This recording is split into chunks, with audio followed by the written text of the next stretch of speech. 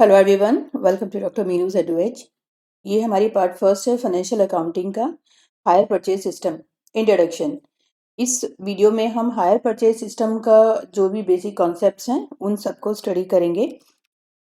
देखिए हमारे पास अगर हमें एसेट परचेज करना है तो हमारे पास क्या ऑप्शन अवेलेबल होते हैं। या तो हमारे पास कैश है, सफिशिएंट कैश है, तो हम अपने एसेट को कैश में परचेज कर सकते हैं।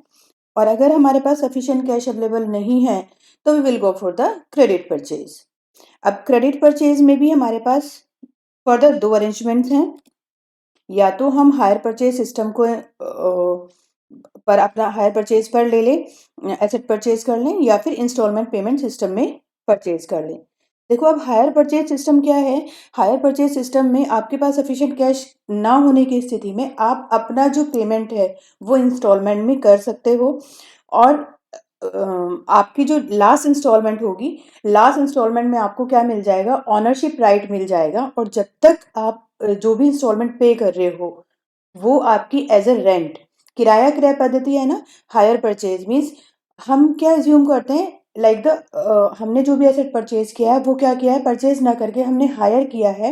और जो भी इंस्टॉलमेंट हम पे कर रहे हैं वो एक तरह से उस हायर का रेंट है। तो हायर परचेज सिस्टम के और भी कुछ बेसिक कॉन्सेप्ट है, आने वाली स्लाइड्स में हम उसको देखेंगे। देखिए अब हायर परचेज सिस्टम देखते हैं। हायर परचेज जो एक्ट है हमारी 1972 में आई थी ये। और इसके अंदर एक हायर परचेज एग्रीमेंट है। मींस हायर परचेज जो सिस्टम हम करते हैं वो कम्प्लीटली हायर परचेज एग्रीमेंट के बेस पे हमारा होता है। और हायर परचेज एग्रीमेंट किस एक्ट से गवर्न होते हैं, they are govern by the law of contract. क्योंकि जब भी हम कोई कॉन्ट्रैक्ट करते हैं तो वो कॉन्ट्रैक्ट किसके अंदर गवर्न होता है, that is govern under the law of contract act. अब इसमें हायर परचेज सिस्टम में सबसे पहले जो हमारा पोजेशन ऑफ गुड है वो डिलीवर होता है on the condition that agreed amount will be paid in the periodical instalment. हमारा जो ये एग्रीमेंट है परचेज का, हायर परचेज का जो एग्रीमेंट है उसमें क्या होता है कि जो हमारा पोजेशन है गुड्स का, हमने खरीद तो लिया बट अभी हमें टाइटल नहीं मिला है। पोजीशन हम उसके अभी ऑनर नहीं हुए हैं, गुड टाइटल नहीं मिला है, हम ऑनरशिप का टाइटल नहीं मिला है, बट हमें पोजीशन मिल गया है। हम उस गुड्स को, जो भी हमारा एसेट है उसको यूज़ कर सकते हैं डिलीवरी से ही। और जो भी हमारा अमाउंट है, इंस्टॉलमेंट्स का जो अमाउंट है वो पीरियडिकली हम पे करेंगे। Ownership of good is passed on the payment of the last instalment. ये इंपॉर्टेंट पॉइंट है इसमें। हायर परचेज जो अरेंजमेंट है हमारा, जो हमारा ऑनरशिप का टाइटल है वो हमें लास्ट इंस्टॉलमेंट, जब हम लास्ट इंस्टॉलमेंट पे कर देंगे, कंप्लीट हम पेमेंट हो जाएगी, तब हमारा ऑनरशिप का टाइटल मिल जाएगा। दैट मीन्स अगर हमने 4 साल में इंस्टॉलमेंट पे की है तो तब तक हम उस एसेट को यूज कर सकते हैं, बट वो एसेट हमारा नहीं होगा। मीन्स ऑनरशिप का टाइटल हमें उसका नहीं मिलेगा। Now hirer has right to terminate the agreement. इसमें हमारे पास एक और ऑप्शन है। जो परचेजर है हमारा, यानी कि परचेजर, हायर परचेजर जो है वो अपने एग्रीमेंट को बीच में किसी भी टाइम पर टर्मिनेट कर सकता है। जब क्योंकि हमारी जो ट्रांसफ़र है, ओनरशिप का जो ट्रांसफ़र हुई है वो कब होगी, लास्ट पेमेंट पे होगी। सपोज हमारी 6 इंस्टॉलमेंट है, 6 साल में पे करनी है, बीच में तीसरे ही साल उसको लगता है कि उसको सेट्स की ज़रूरत नहीं है या कोई और भी प्रॉब्लम है, तो बीच में वो थर्ड ईयर में, सेकेंड ईयर में कभी भी उस जो एग्रीमेंट था उसको क्या कर सकते हैं, टर्मिनेट कर सकते हैं। अब बात करते हैं हम एक और चीज़, फिर हम कहेंगे कि हायर परचेज और ऐसे ही तो क्रेडिट परचेज है। मीन्स क्रेडिट परचेज भी तो ऐसे ही हमारा हो जाता है कि अब हम पेमेंट नहीं कर रहे डिलीवरी पे, सारी की सारी कैश में, और इन फ्यूचर हम क्या कर सकते हैं, उसको पेमेंट को कर सकते हैं। तो जो बेसिक डिफरेंस है हायर परचेज का और क्रेडिट परचेज का वो हम ले लेते हैं। सबसे पहले तो बात आती है लॉ या एक्ट की। जो हमारा हायर परचेज है वो हमारी एक्ट है 1972। तो हायर परचेज एक्ट है हमारी, this is hire purchase act. Hire purchase act 1972। तो ये हायर परचेज हमारा 1972 एक्ट के अंदर गवर्न होता है।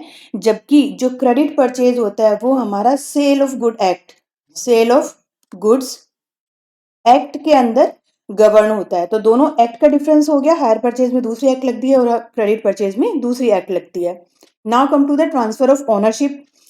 यहाँ हमारी जो क्रेडिट परचेज है वो हमारा डिलीवरी पे ही ट्रांसफर हो जाती है। मीन्स अगर हमने आज एसेट परचेज किया है तो आज ही हम क्या बन जाएंगे, ऑनर बन जाएंगे, और जितने भी राइट्स हैं हमें ओनरशिप के वो सारे हमारे पास ट्रांसफर हो जाएंगे। बट हायर परचेज में क्या हो रहा है, हमें कब मिल रही है ownership? On the last payment of instalment. जो भी जितनी भी इंस्टॉलमेंट की हमारी लास्ट पेमेंट होगी वहां हम क्या बनेंगे, इसके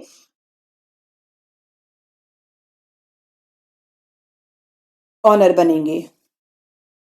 मोड ऑफ पेमेंट में क्या होता है, पेमेंट इसमें हमारी पीरियडिकल इंस्टॉलमेंट में होती है, हायर परचेज में पीरियडिकल इंस्टॉलमेंट में हमारी होगी, जबकि क्रेडिट परचेज में एग्रीमेंट के अकॉर्डिंग होगी। इसमें भी एग्रीमेंट होगा, बट एग्रीमेंट क्या हो सकता है, या तो लम सम में भी पे कर सकते हैं फ्यूचर में किसी डेट पर, या उसको भी हम इंस्टॉलमेंट में पे कर सकते हैं। That depend on the complete on the agreement between the credit purchaser and the buyer.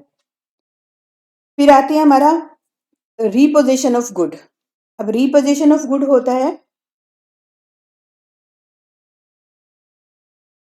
Reposition of good में जो सपोज हायर परचेजर है और हायर परचेजर 3 इंस्टॉलमेंट के बाद पेमेंट नहीं कर पा रहा है, तो जो हायर बायर है या हम हायर वेंडर बोलेंगे, उसको अधिकार है कि वो उस एसेट को वापस ले जा सकता है, रीपोजेस कर सकता है। क्योंकि अभी ऑनरशिप के राइट किसके पास हैं, हायर वेंडर के पास हैं, ना कि हायर परचेजर के पास। तो ये एडवांटेज होती है हमारी वेंडर के लिए, हायर सेलर के लिए, कि अगर नॉन पेमेंट है, अगर डिफॉल्ट है पेमेंट्स में, तो हमारी जो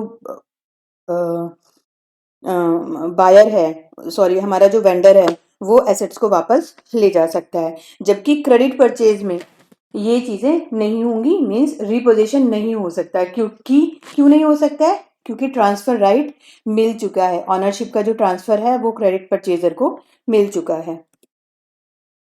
ट्रांसफर ऑफ ऑनरशिप राइट, अभी इसी से रिलेटेड बात है ये भी। रिपोजिशन कब हो सकता है? जब आपके पास ऑनरशिप नहीं है। लेकिन यहाँ ऑनरशिप, हायर परचेजर में ऑनरशिप नहीं है बट क्रेडिट परचेज में ऑनरशिप है।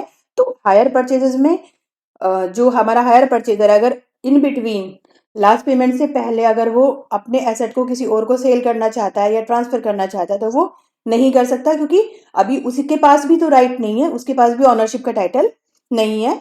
बट क्रेडिट परचेज में बेशक उसने अभी पेमेंट नहीं करी है फुल पेमेंट, लेकिन बीच में ही अगर वो किसी और को सेल करना चाहता है या किसी और को ट्रांसफर करना चाहता है अपने एसेट को जिसको उसने क्रेडिट परचेज पे लिया है, तो he can do it well. Right to revoke the agreement.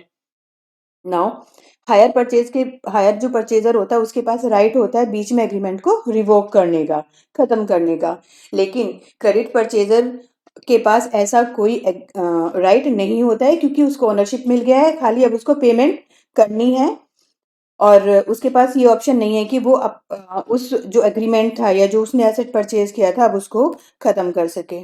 Now we come to the status of the instalment. देखो हायर परचेजर में जो हम स्टेटस इंस्टॉलमेंट की जो स्टेटस होती है वो एज अ रेंट होती है, एज अ रेंट। ये जो हमारी स्टेटस होगी इसमें हमारी एज अ रेंट होगी, मीन इंस्टॉलमेंट जो हम पे कर रहे हैं वो क्या कर रहे हैं, रेंट की फॉर्म में पे कर रहे हैं। बट ये क्या कर रहे हैं हम, principal amount, principal plus interest, क्योंकि इंस्टॉलमेंट किसकी बनती है, हमारी प्रिंसिपल और इंटरेस्ट की बनेगी। तो जो क्रेडिट परचेज में इंस्टॉलमेंट की स्टेटस है वो हमारा प्रिंसिपल भी वापस जा रहा है और इंटरेस्ट भी वापस जा रहा है। बट जा तो इसमें भी ऐसे ही रहा है, लेकिन उसको हम ट्रीट क्या करते हैं, रेंट की तरह ट्रीट करते हैं। अब फीचर्स या करेक्टरिस्टिक्स हमारी देखो, basis of hire purchase transaction is an agreement between the hire buyer and the hire seller. जो हायर परचेजर के जो ट्रांजेक्शन हैं या हम एसेट परचेज कर रहे हैं वो एक एग्रीमेंट पे डिपेंड करता है, means there is an agreement. क्योंकि जितनी भी टर्म्स एंड कंडीशंस होती हैं, कितना प्रिंसिपल होगा, कितना इंटरेस्ट होगा, कितना रेट ऑफ इंटरेस्ट चार्ज किया जाएगा, इंस्टॉलमेंट का अमाउंट कितना होगा, या फिर इंस्टॉलमेंट के बीच का जो पीरियड है वो कितना होगा, ये सारी की सारी चीज़ें हमारे जो एग्रीमेंट होगा at the time of purchase, तभी इसमें लिखी जाएंगी। This system facilitate credit to the purchaser. Now हम ये भी देख सकते हैं, देखो, क्योंकि आज सफिशिएंट ऐसा नहीं है कि अगर हमें बिजनेस चलाना है तो हर चीज़ हमें कैश में ही परचेज करनी है, कैश अवेलेबल नहीं है, लिक्विडिटी इतनी नहीं है अगर, तो भी हम एसेट परचेज कर सकते हैं। तो एक तरह से ये फैसिलिटेटर का काम करता है हमारा सिस्टम। और परचेजर को अगर ज़रूरत है बिजनेस में, या कोई और भी पर्सन इंडिविजुअल को भी ज़रूरत है, तो ही कैन इनिशिएट परचेजिंग, और he can initiate purchase of goods. उसके पास अगर कैश नहीं है तब भी। Total hire purchase price is paid by instalment fixed and on the basis of agreement. हमने बताया क्योंकि एग्रीमेंट के ही बेसिस पे है, तो जितना भी हायर परचेज प्राइस पेड किया जाएगा वो सारा का सारा इंस्टॉलमेंट में किया जाएगा, और वो एक बार ही एग्रीमेंट में फिक्स होंगी। Possession of good is given on the signing off agreement. Good का पोजेशन तो दे दिया जाता है, और जो बायर है हमारा, उसके पास एसेट्स को कंप्लीटली अच्छे से यूज करने का भी राइट होता है। Ownership is transferred only after the payment of last instalment. यही इसमें इंपॉर्टेंट है कि जो ऑनरशिप है वो हमारी लास्ट इंस्टॉलमेंट पे ही ट्रांसफर की जाती है, बट आप उस एसेट को यूज कर सकते हो।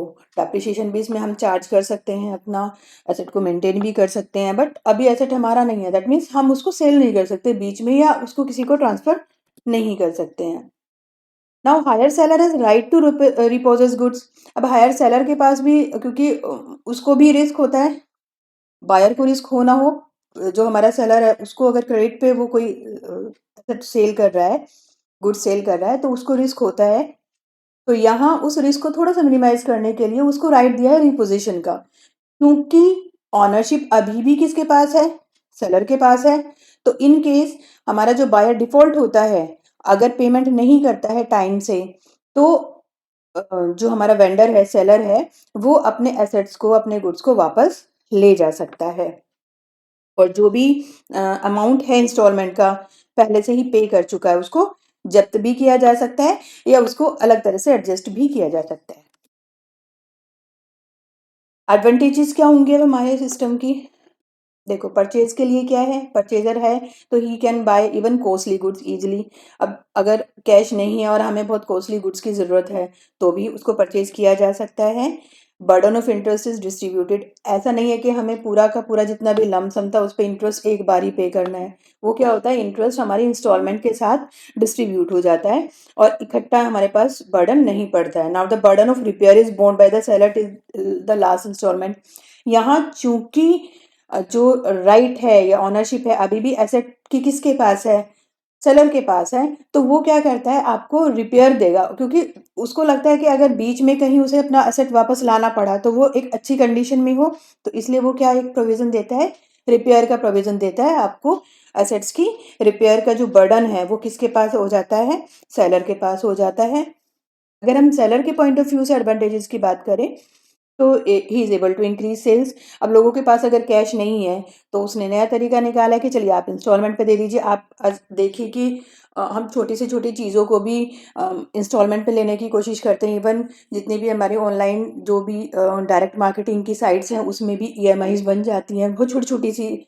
इवन आप 1000, 1500 या 2000 तक का भी कोई एसेट परचेज करते हो, कोई गुड परचेज करते हो, तो उसमें भी आपके पास ईएमआई के ऑप्शंस अवेलेबल होते हैं। तो ये क्यों है सारी चीज़ें, अपनी सेल्स को इम्प्रूव करने के लिए। Now he has right to forfeit the amount of instalment. अब यहाँ एक और सेलर के पास एडवांटेज है। इन केस बायर डिफॉल्ट होता है, पेमेंट नहीं करता है, तो हमारा सेलर उस अपने एसेट को रिपोजेस कर सकता है, और जो भी अमाउंट अभी तक पे किया गया है उसको फॉरफिट कर सकता है। Ownership is transferred only on the payment of last instalment. मतलब उसे सिक्योरिटी रहती है कि जो एसेट है, जो गुड्स हैं, वो अभी भी सेलर के हैं। डिसएडवांटेजेस हम क्या कह सकते हैं, परचेजर के लिए क्या होगी, payment of hire price. Obviously अगर आपको कैश में कोई चीज़ मिल रही है, तो अगर आप कैश में परचेज करते हैं तो वो आपको थोड़े से कम प्राइस पे मिलेगी। और अगर आप उसको हायर परचेज प्राइस पे पे कर रहे हैं, तो आपको थोड़ा सा एक्स्ट्रा अमाउंट पे करना पड़ेगा in the form of interest. क्योंकि इंटरेस्ट क्या है, सेलर रिस्क ले रहा है, तो ऑब्वियसली वो कुछ एक्स्ट्रा तो आपसे चार्ज करेगा ही करेगा। No right to resell. Obviously जब आपके पास ओनरशिप राइट ही नहीं है, ओनरशिप ही नहीं है एसेट की, तो ना तो आप उस एसेट को सेल कर पाओगे और ना ही उस एसेट को गिरवी रख के या कोलेटरल एज ए सिक्योरिटी किसी को दे के उस पे लोन वगैरह ले पाओगे। Fear of forfeiture of money, यहाँ आपको लगेगा कि भाई आपको इंस्टॉलमेंट तो पे करनी ही करनी है। अगर आप इंस्टॉलमेंट पे नहीं करोगे तो एक तो आपकी जो एसेट है, गुड्स हैं, वो आपके रिपोजेट हो जाएंगे, और दूसरी बात जो भी आपने मनी पे करी है अभी तक इंस्टॉलमेंट की फॉर्म में, वो भी आपकी जब्त हो सकती है, वो भी फोरफिट हो सकती है। तो उसके मन में एक फियर बना रहता है।